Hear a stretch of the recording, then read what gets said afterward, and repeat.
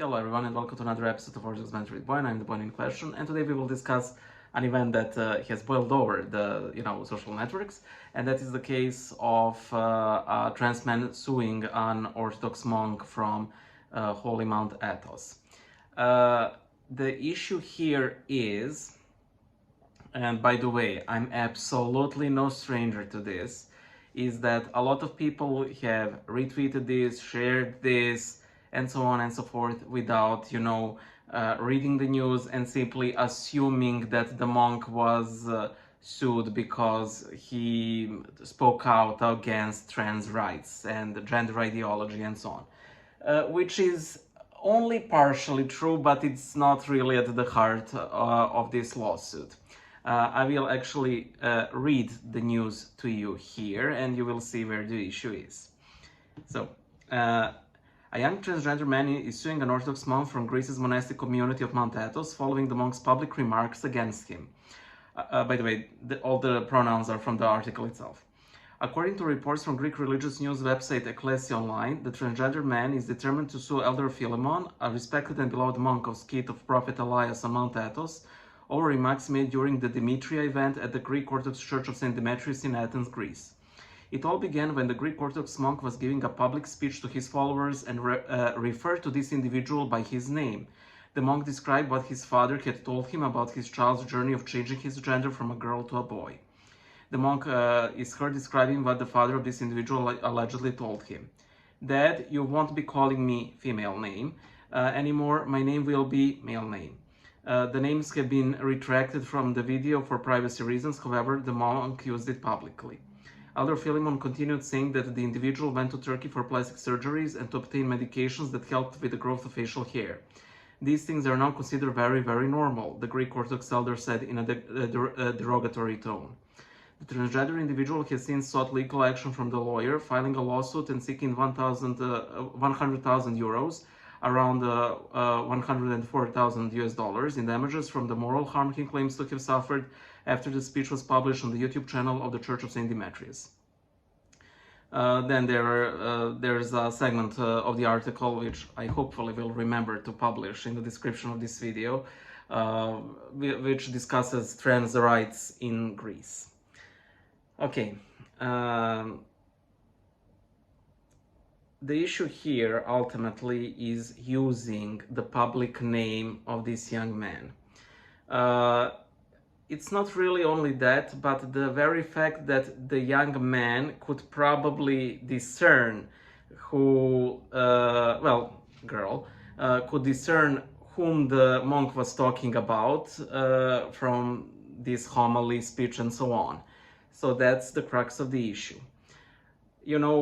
Whenever we discuss things, when we fight for the truth, we need to take extreme care not to harm anybody. And what this monk did, sadly, is not the right way to do it. And I completely understand why he did it. He was probably, carried along with, the shock. And, okay, us younger people, we're much more aware of the privacy concerns and so on and so forth.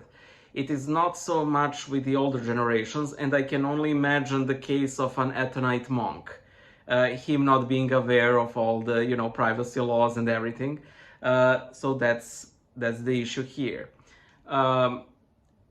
Whenever I make things like, when I sort of speak out against somebody, I generally try to use the reconciliatory tone. I'm trying to, on occasion, censor the names so that person cannot be, identified, because as a content creator, I'm very much aware that even with the best intent, you can always be heard by somebody who will use their, internet anonymity to go after this person. And this sadly happens, relatively often.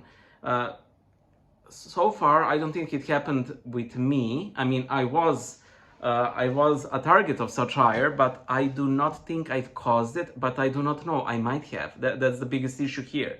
And sadly, this is something that I would have to learn through experience, because if I were in the position of that Athonite monk, I could have very easily, fall prey to this, because it is so easy to be uninformed about this. We've had a metropolitan here, a man of undoubtedly holy life, and he was the one who tonsured me in readerhood, Metropolitan and Philochius, and I have zero doubts in my heart that he was a holy man. However, he also had very poor PR, because this is what would happen. Uh, this man had no violence in his heart whatsoever. He would never harm anybody. However, he would have these sermons against gay prides in Serbia, which would be misinterpreted by people who wield their Christianity as a club, who aren't really Christians at the core of their heart. They simply see Christianity as an ideology to be spread by nice words or swords, and they would then, for example, attack these gay pride parades, which is definitely not something that Metropolitan and Philochius ever approved, because, as a friend of mine has said, I mean, he's very aware of gay people around him, and he never said a word against them in the sense of something strict, or in order to cause them harm. However, when he has these sermons, and on occasion these were sermons in some backwater churches, but they got recorded, they got published online, and then it spreads like fire everywhere.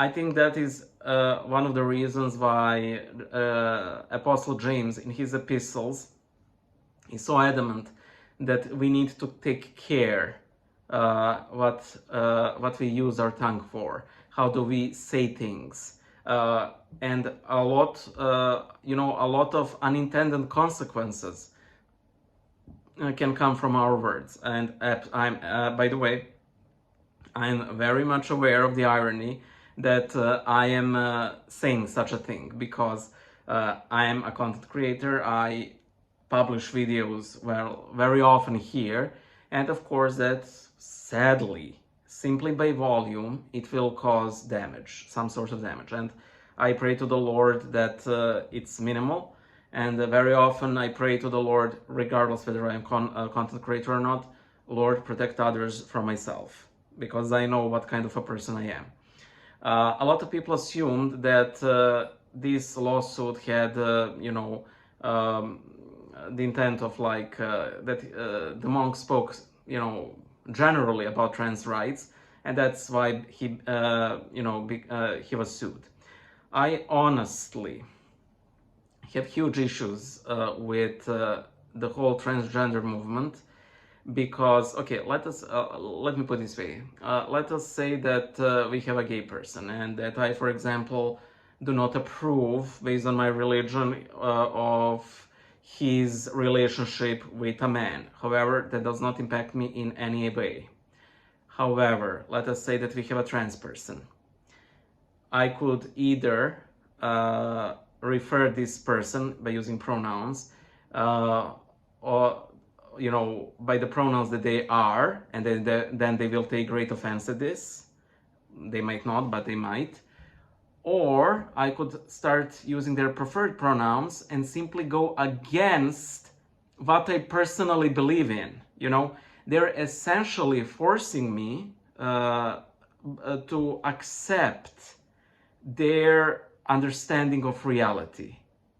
And that is the big, huge problem. By the way, I assume that you can all, for example, think of reasons when, so to speak, ordinary gay people can do this as well. However, this is why I think that trans rights are tad averse, because it's like everyday conversation. So on my main channel, I had a video called Cake Gate, which is essentially deals with with gay people. However, with trans people, it can be on everyday basis, on everyday conversation.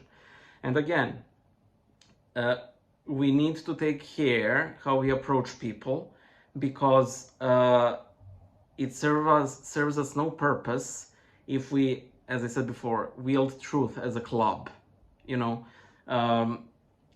it is difficult, especially because a lot of us are so tired of different ideological, wounds caused to the church because of this. However, this care simply needs to be taken, into account. I do not blame the monk for what he did. I truly believe that he had only the purest intent and that he was honestly worried for the child of his friend. And, I would assume that the monk is sort of a family friend here. However, sometimes, especially due to modern technologies, our actions can have a very bad resounding effect. And that is why we need, again, to practice due care. That's it, and I hope to see you guys in one of the next videos. Bye.